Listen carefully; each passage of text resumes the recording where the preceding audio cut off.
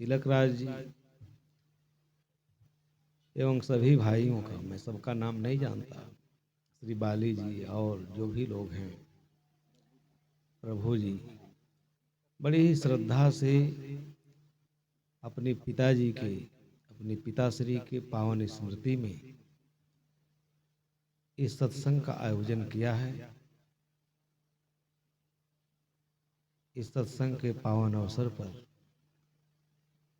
मंच पर विराजमान सभी श्रद्धेय आदरणीय संत वृंद अगाध श्रद्धा और भक्ति भावना से प्रेरित होकर सत्संग सुनने की जिज्ञासा से पधारे हुए सभी धर्मानुरागी बंधुओं, श्रद्धालु श्रावकों, श्रद्धा मूर्ति देवी, ऐसा जो सुंदर भाव रखते हैं अपने पूर्वजों के लिए, उन सब के प्रति हमारे हृदय में हार्दिक प्रशंसा का भाव है। और ये बड़ी अच्छी परंपरा है। कई ऐसी बातें हैं जिसको गंभीरता से समझना चाहिए और उसका उचित मूल्यांकन करना चाहिए जीवन में। जब हम ऐसा नहीं करते हैं, अपने अतीत में बहुत सारी मूल्यवान चीजों को हम खो देते हैं। पहले आप समझें कि पुण्यतिथि कहा जाता है। आपको आश्चर्य होगा कि भारतीय परंपरा में जो मनीषी लोग थे, इतने प्रखर चिंतनशील थे, ऐसे ऐसे शब्द हमको देके गए हैं कि हम भावाभिभूत हो जाते हैं। पुण्यतिथि कहा, जिस दिन आदमी इस पार्थिव जीवन और पार्थिव जगत को छोड़ करके अनंत की यात्रा पर निकलता है, उस दिन को लोगों ने पुण्य दिन कहा। हम लोग तो रोते गाते हैं, वियोग के असहनीय पीड़ा सहन करते हैं। ऐसा इसलिए है कि समझते हैं, लेकिन देर से समझते हैं। वही होता है जो प्रकृति के विधान में है, अस्तित्व मात्र के साथ होना है, लेकिन इसके पीछे जो मिस्ट्री है, रहस्य है, वो क्या है, ये समझना चाहिए। पुण्यतिथि मनाने का मतलब क्या है? अभी अभी श्री कुमार साहब ने कहा है, उनके पृष्ठभूमि के बारे में बताया है कि वो कट्टर लोग थे। कबीर साहब के विचारों में, उनके जीवन दर्शन में, उनके आध्यात्मिक मूल्यों में उनकी बड़ी गहरी आस्था थी। ये भी एक बहुत बड़ा विषय है। इस भारतीय हृदय पर ब्राह्मण धर्म, ब्राह्मण परंपरा का आधिपत्य था। उसमें कबीर साहब को अपना लेना ये बहुत बड़ी बात है। लेकिन जब आदमी तत्व विवेक करता है, सत्य समझ में आता है,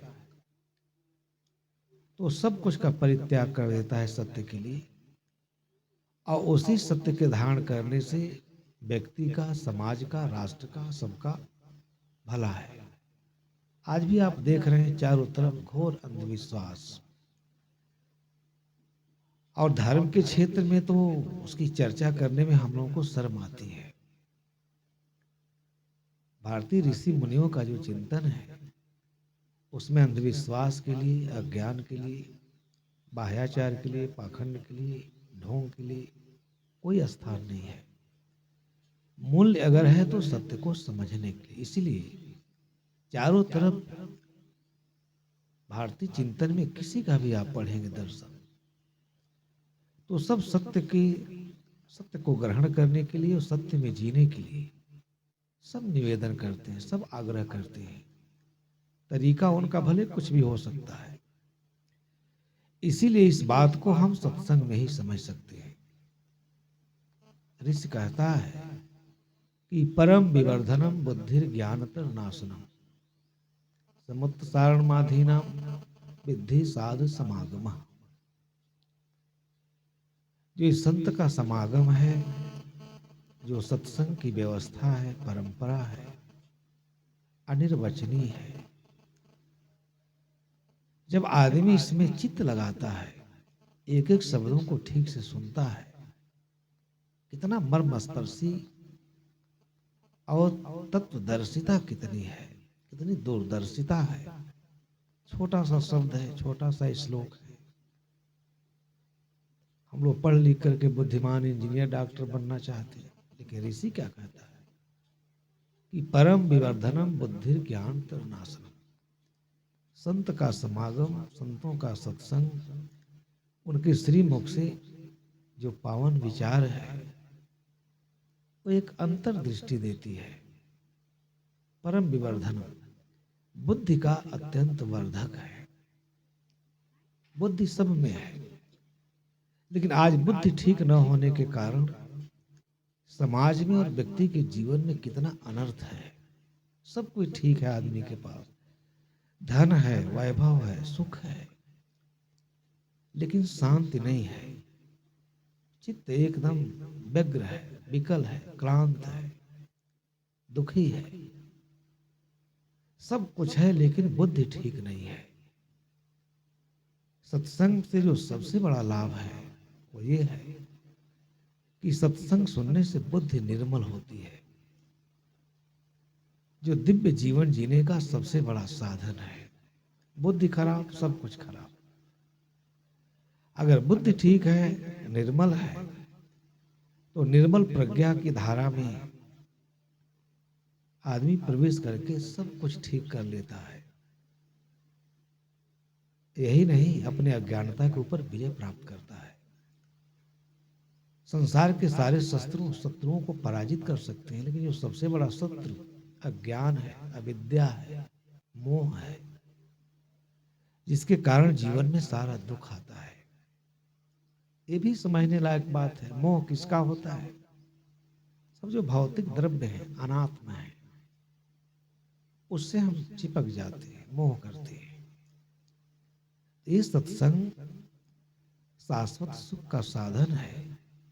और इस पार्थिव जीवन में जो सत्य जीवन है, यथार्थ जीवन है, उसे जानने समझने का अवसर है। परम विवर्धनम बुद्धि ज्ञान तरुणासनम। सत्संग बुद्धि का अत्यंत वर्धक, अज्ञान रूपी वृक्ष का नाशक है। बुद्धि ज्ञान तरुणासनम, अज्ञान वृक्ष का नाशक। कितना अद्भुत ज्ञान रत्न तुल्य बात है। और जो आवागमन का कारण है, जो संसार सागर है, जो भयावह दिखाई देता है, उससे पार होने का एक सुंदर साधन है। समुद्र सारणधीना बद्धि साधु समागम। इस पर हमको ध्यान देना चाहिए। व्यक्ति सत्संग इतना बहुमूल्य है, इतना अर्थपूर्ण है। बड़े बड़े महापुरुषों के जीवन में देखेंगे तो सत्संग में जाकर के, सत्संग के धारा में इतना उनका जीवन पवित्र हो गया है, इतना निर्मल हो गया है, अंतः प्रज्ञा इतनी प्रखर है कि वो बैठ करके उनका जीवन आदर्श, जीवन मूल्य इतना ऊंचाई पर प्रतिष्ठित हो जाता है कि वो मर करके भी इस संसार को अपने दिव्य ज्ञान के आलोक से आलोकित करते रहते हैं, प्रकाशित करते रहते हैं, जिन्हें हम सद्गुरु कहते हैं। अद्भुत अद्भुत प्रसंग है। इसलिए विषय इतना मर्मस्पर्शी है कि हर आदमी के मस्तिष्क को मथ देता है। तो भारतीय चिंतन में एक एक शब्द, एक एक श्लोक, गीता पढ़िए, भागवत पढ़िए, रामचरितमानस पढ़िए, ऐसे ऐसे प्रसंग है कि आदमी आह्लादित हो उठता है और इसी जीवन में एक नए संसार का दर्शन करता है। अद्भुत वचन है। इसलिए संतों के सत्संग से सबको सद्बुद्धि मिलती है, नीर छीर विवेक करने की शक्ति मिलती है, जड़ ग्रंथियों से छूटने की युक्ति मिलती है और निज आत्म राम में परम विश्रांति मिलती है। ये साधारण विषय नहीं है। बाहर अगर आप अपना परम प्राप्तव्य ढूंढते हैं, अपना लक्ष्य ढूंढते हैं, तो बाहर तो दृश्यमान जगत है, सब अनात्मा है। बाहर से आपको संतोष कैसे मिलेगा? बाहर जो भी द्रव्य है, पदार्थ है, वस्तुएं हैं, उसी में आसक्त होकर के हमारे अंदर दुख निर्मित होता है। और दुख ही नहीं निर्मित होता है, अगर आप सावधान नहीं हुए तो अनेक जन्मों के पुण्य पाथे को आप इन्हीं रागात्मक, इनसे राग कर करके, मोह कर करके, पीड़ित हो करके अपना सब कुछ खो देते हैं। तो संतों के सत्संग का मूल्य है। महावीर के जीवन में एक उल्लेख आता है, एक जगह वो साधन भजन कर रहे थे, तो संत का तो अपना जीवन है, अपना संसार है। इसी संसार में रह करके भी वो एक अलग संसार में जीता है, इसलिए प्राणियों के लिए वो प्रेरणा स्रोत होता है। अद्भुत जीवन है उसका। साधना कर रहे थे, एक आदमी था, उसके बैल खो गए थे। किसान था, गृहस्थ था, और बहुत परेशान हो गया। बैलों के तलाश में निकला, उन्हें ढूंढते ढूंढते। अब गया वहां, महावीर ध्यान में थे, ध्यान की मुद्रा में थे। अभी हम आश्रम में थे तो एक बुरहानपुर के संत आए हैं। उनके अंदर तत्व ज्ञान की बड़ी अभिलाषा है, जिज्ञासा है, कुछ पूछ रहे थे। कोई बात इतना आसानी से समझ में आ जाए, ये सही नहीं है। श्रम करते हैं, परिश्रम करते हैं तो समझ में आ जाती है बात। अब वो तो ध्यान के मुद्रा में थे। वो आदमी पहुंचा उसी रास्ते में, 2-3 बार उन्हें जगाया, बुलाने का प्रयास किया, लेकिन जो अपने में खो गया हो। कभी कभी आप देखते हैं कि आपका चित्त ऐसा एकाग्र हो कि सामने से कोई चला जाता है, पता नहीं चलता है। किसी खास विषय में अगर आपका चित्त खोया हुआ हो तो बाहर से संसर्ग कट जाता है। महावीर ध्यान की मुद्रा में थे, बोले नहीं, तो बड़ा क्रोधित हुआ। सोचा कि बताएंगे, रास्ते में बैठे इधर से बैल गए होंगे, देखे होंगे। वो कुछ नहीं बोले।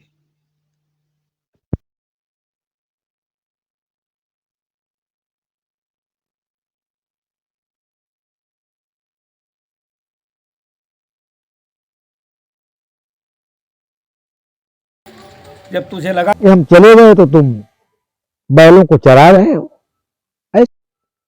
कभी कभी ऐसे लोग आपको मिलेंगे, अपने जीवन में इतना बड़ा संशय पाल लेते हैं और उस संशय में अपने जीवन को सर्वनाश में पहुंचा देते हैं।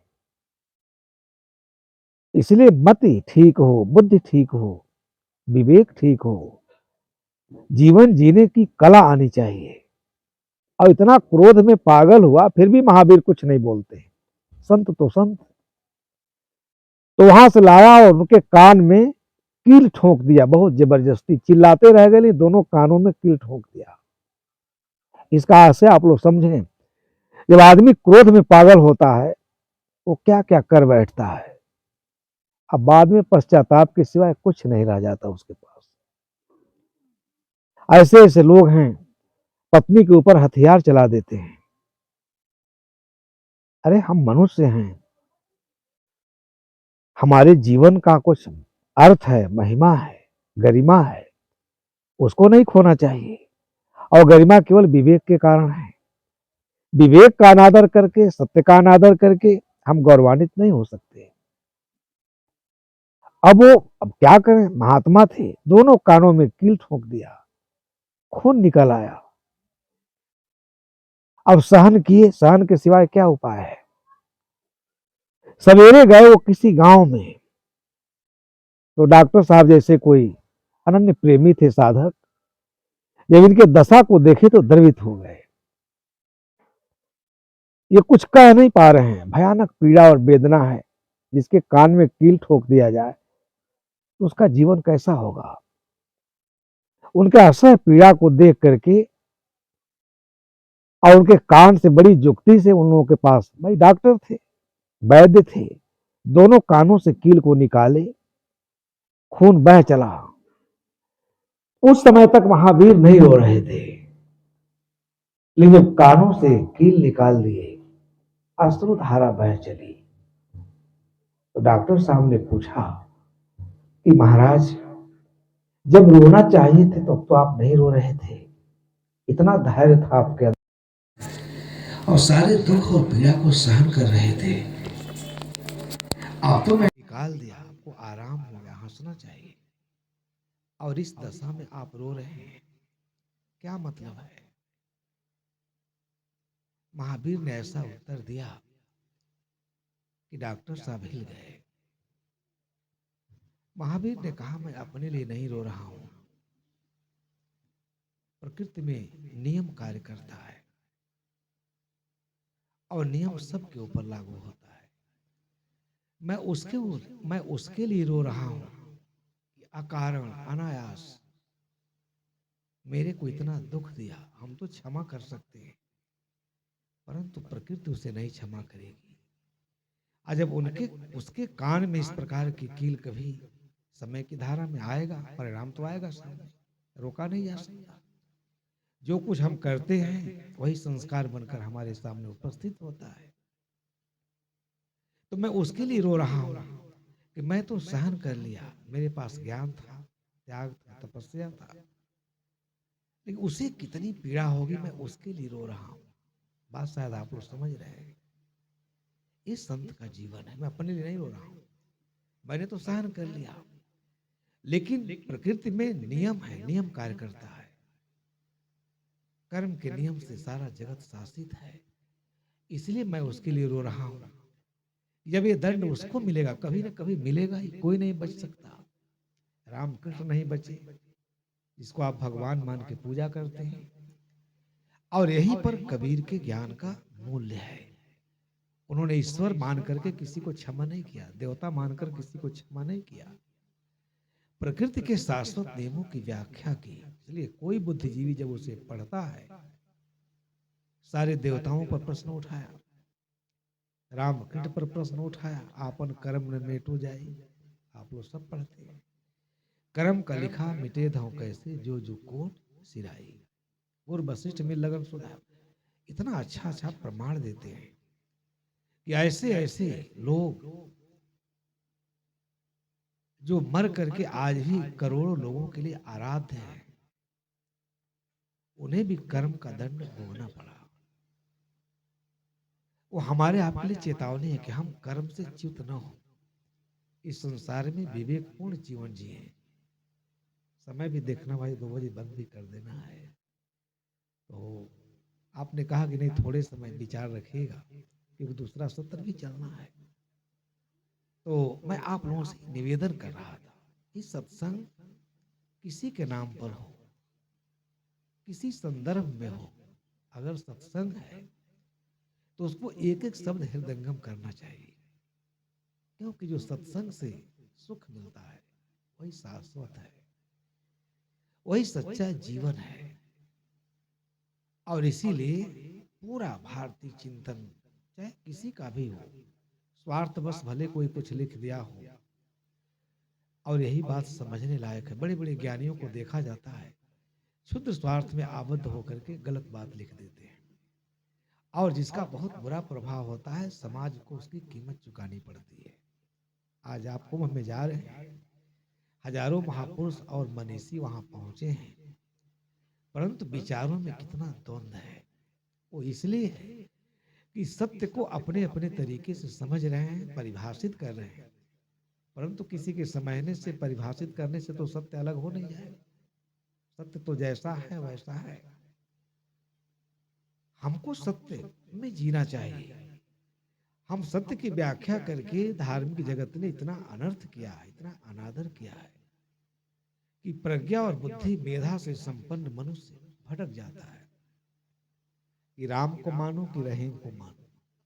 राधा स्वामियों के यहाँ जाएं, ये कबीर साहब के तो बड़े महात्मा हैं, नहीं छोटे स्तर के महात्मा हैं, इनके पास कार है, न बंगला है, न 1 लाख लोगों को भोजन करा सकते। जब मैं इस सब बातों को सुनता हूँ तो मन में दुख होता है। संत सिर्फ संत है जो सत्य का संदेश देता है और कुछ नहीं है।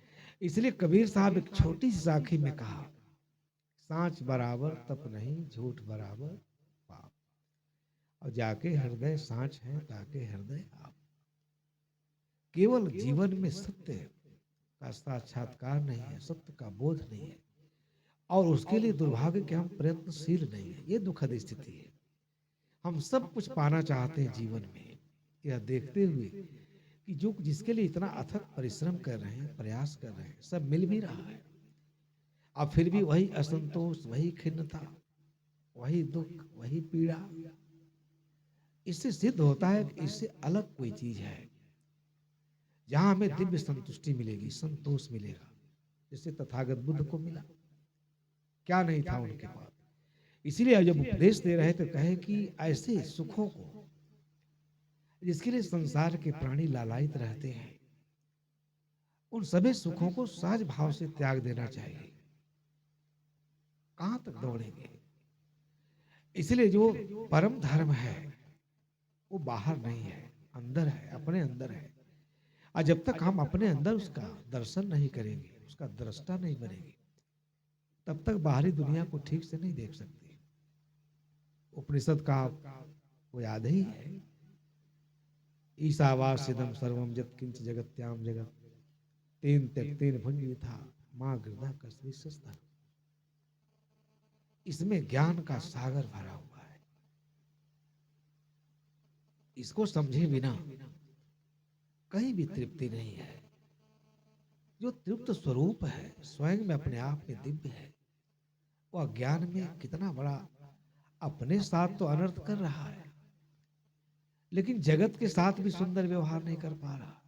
चारों तरफ अराजकता दिखाई देती है। इसलिए पूरे चिंतन में हमारा जीवन भी तभी सफल होगा। कमा लो चाहे जितना हीरा मोती, शायर कहता है, लेकिन उसमें कितना तथ्य है। पर याद रखना कफन में जेब नहीं होती। आदमी इसी संसार में पाप करके, चोरी करके, मिथ्याचार करके धन कमाता है और उसी के अहंकार में अपना विनाश करता है, पर अंत में रह कुछ नहीं जाता है। ये विवेक जगना चाहिए। ये विवेक होने पर हम क्यों किसी को दुख देंगे, क्यों किसी का छीनेंगे। छीना झपटी में जीवन। तो इसीलिए ये सारी चीजों को पढ़ना चाहिए। इसमें बड़ा रहस्य है। हमको जीवन जीने की कला आती है, दृष्टि मिलती है। ईशावास इदम सर्वम जत्किंच जगत्याम जगत, ये सारा जगत जो हमारे सामने दिखाई देता है, इंद्रियों के विषयों के, इंद्रियों में क्या है, एक उद्वेग है, देख करके चाहना बनती है, ललक होता है, परंतु पा करके फिर वो ललक, वो भूख, वो तृष्णा और बढ़ जाती है और पूरा हमारे जीवन में विष का जहर घोल देती है। इसलिए संसार में बहुत संयम से जीना है, साधना परायण होकर जीना है। ईशावास इदम इतना मर्मस्पर्शी बात है। अब उपनिषद के चिंतक अपने अपनी तरीके से व्याख्या करते हैं, परंतु ये प्रकृति की व्याख्या है, प्रकृति के नियमों की व्याख्या है कि सारा संसार आग, हवा, पानी, मिट्टी, इस सब के उपयोग के लिए है। इस पर किसका अधिकार है, कौन कर सकता है। हमें सीखना चाहिए। सूरज उगता है और गंदे से लेकर के फूलों तक पर, राजमहल से लेकर के गंदगी के ढेर पर, सब जगह उसका प्रकाश जाता है। कोई नहीं रोक सकता। अगर धनवान लोगों का कब्जा होता तो यहाँ गरीब लोग मर गए होते। उसको आग नहीं देते, पानी नहीं देते, हवा नहीं देते। ये सब कुछ सब के लिए प्रकृति ने दिया है। किसके लिए? जीने के लिए। इसके संग्रह के लिए नहीं, जीने के लिए। ईशावास इदम ऋषि कहता है कि जो विराट संसार है वो सबको जीने के लिए है, सभी के लिए। सर्वम जत किन जगत्याम जगत। इसलिए त्याग पूर्वक इसमें जिए। खा लो तो 4 पीढ़ी के लिए व्यवस्था करने लगते हैं, कितना दुखद है। खा लिया, पेट भर गया। अब हम सोचते हैं कि पद मिल गया, प्रतिष्ठा मिल गया। इसीलिए अपने साथ अन्याय करते हैं ये। आप धन संग्रह करके 4 पीढ़ी को सुखी नहीं बना सकते। में कोई शराब पीने वाला आएगा, कोई संस्कारी का आएगा। लेकिन अगर आप अपने को पवित्र संस्कारों से सुसज्जित करके, शोभायमान करके इस दुनिया से जाते हैं, तो शायद आगे वाली पीढ़ी भी उससे प्रेरणा लेगी। मर करके भी आप अमर हो जाएंगे। तो कहता है ऋषि की त्याग पूर्वक इस संसार में हम भी खाएं, पड़ोसी को भी मिले, पड़ोसी भी भूखा न रहे। हम ऐसा नहीं सोचते। पूरे गांव की संपत्ति हमारे पास हो, सब भूखा हो, नंगा हो, अभावग्रस्त हो, सब हमारी गुलामी करें, हमारे दास्ता में रहें। ये क्या करता है? हमको अधम बना देता है। इसीलिए हम पाप करते हैं, अनर्थ करते हैं, दुष्कर्म करते हैं, मिथ्याचार और मिथ्या दम और अहंकार। इसीलिए इस संसार में जन्म लिए हैं, तो हमको बड़ी जत्न पूर्वक जीवन जीना है। हमसे दूसरे प्राणी को सुख मिलना चाहिए, हमारे कर्म से, आचरण से, ज्ञान से, व्यवहार से। ये मनुष्यता का मतलब है। और हम अपने कर्म से, अपने आचरण से, अपने निंदित आचरण से पूरे समाज में गंदगी का ढेर लगा देते हैं। तो इसमें कितना सूत्र है जीवन का। त्याग पूर्वक ग्रहण कीजिए, ईशावास इदम सर्वम। अब वहां तो व्याख्या कि ईश्वर का जो बनाया हुआ जगत है सही भी है, प्रकृति का बनाया हुआ अनादि है, सबके लिए, प्राणी मात्र के लिए। त्याग पूर्वक इसका उपयोग करें। तेन तक तेन भुंजीता माँ दुर्धा कसवी सस्तनम। अरे विचार करके देखो, ये धन आदि पुत्र परिवार किसके हैं, किसके साथ रहे? महाभारत का प्रसंग आपके सामने है ही है। और एक राजा को लोग कहानी बताते हैं कि एक दिन अपने मंत्रियों को बुलाया, कहा कि हमारे पास इतनी संपत्ति है, ये हमारी दुर्बुद्धि, थोड़ा जीवन है, अल्प जीवन है, इसमें बैठ के लिए अपने कल्याण का काम नहीं करते। 50 पीढ़ी की चिंता का बताओ, हमारे पास इतना संपत्ति है, आकलन करो कितने पीढ़ी के लोग खा सकते हैं। तो वित्त मंत्री ने कहा, भाई तो बैठ के हम बुलाएंगे, वित्त सचिव आएंगे, समझेंगे, सारा मूल्यांकन होगा, समय का तब तो बता पाएंगे। तो 7 दिन तक वो मूल्यांकन करता रहा, दरबार में बैठा और राजा को बताया कि महाराज 7 पीढ़ी आपके लोग इस तरीके से अगर चला, वो भी गलत मूल्यांकन था। 7 पीढ़ी तक के लोग खा सकते, उसके बाद कुछ नहीं बचेगा। तो राजा को मूर्छा आ गई, गिर गए। अब सब बिफर पड़े, अरे क्या कह दिया, क्या कह दिया महाराज को, तुम्हारी एक बात से इनको मूर्छा आ गई, अचेता अवस्था में चले गए। इसलिए सचेता अवस्था, ये सत्संग सचेष्ट होकर के, सचेत होकर के जीवन जीने के लिए। पानी वानी छिड़का गया जगह, कहे महाराज आखिर में इन्होंने क्या कह दिया, आपका इतना आघात लग गया, व्यर्थ का आघात। कहे हमको इसको इस चिंता हो गई कि 8वीं पीढ़ी के लोग क्या खाएंगे। इसलिए जो उपनिषद के श्लोक नहीं है, ये जीवन जीने का सूत्र है, मंत्र है। इसके बिना समाज और व्यक्ति कोई सुखी नहीं रह सकता। ये तत्व विवेक है, इसी को कहते हैं। और इसी को धारण करके जीने में हम भी सुखी रहेंगे, समाज सुखी रहेगा, अपने कर्तव्य का पालन करेंगे।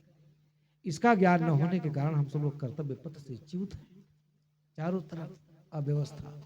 तो ये माँ को ऋषि कहता है, ये पुत्र धन आदि किसके हैं? तो मैंने शुरू में कहा, परम विवर्धनम बुद्धि ज्ञान तर नाशनम। ये सत्संग बुद्धि का अत्यंत वर्धक है, अज्ञान वृक्ष का नाशक है। और ये संसार सागर जो दुर्गम दिखाई देता है, इस संसार दुर्गम नहीं है। कबीर साहब ने कहा, इच्छा कर भाव सागर। संसार तो जैसा है वैसा है, हम इच्छा कर करके अपने भाव सागर को, भाव के यातना को लंबा कर देते हैं, दुखद कर देते हैं। सहज हो, जितना कम में जिएंगे उतना ही सुख है, जितनी इच्छा करेंगे उतना ही दुख है। तो इसलिए साहब ने एक मंत्र और बताया, सांच बराबर तप नहीं, झूठ बराबर पाप। अजाके हृदय सांच है, ताके हृदय आप। इसलिए सब लोग सत्य के दृष्टा बने, सत्य का साक्षात्कार करें, अपने अंदर सत्य का दर्शन करें। बाहर तो सब जो जगत है क्या है, अनात्मा है। अनात्म शब्द को गंभीरता से समझिएगा। उसको दीवाल को गाली दीजिए, मारिए, पीटिए, खेत को कब्जा करिए। एक बार नहीं कहा था हमको क्यों कब्जा करते हैं। श्री ज्ञान साहब कहा करते थे ना, आप बहुत प्रवचन सुने होंगे, कि मालिक जाकर के कचहरी में कहता है ये खेत मेरा है, लेकिन खेत एक बार भी नहीं कहता है कि मालिक मेरा है। सारगर्भित अर्थपूर्ण बात है। तो इसी को सत्संग में समझा जाता है, इसी से जीवन में सुख है, कल्याण है। आप सभी का कल्याण हो, सभी सुखपूर्वक जिए। यही सुबह आशीर्वाद के साथ अपने विचारों को विराम देता हूँ, क्योंकि भोजन भी करना है, दूसरे सत्र में बैठना है। बोलिए सदगुरुदेव की जय, संत समाज की जय। अभी हम सभी लोग हमारे शीतल बाबा के यादगारी में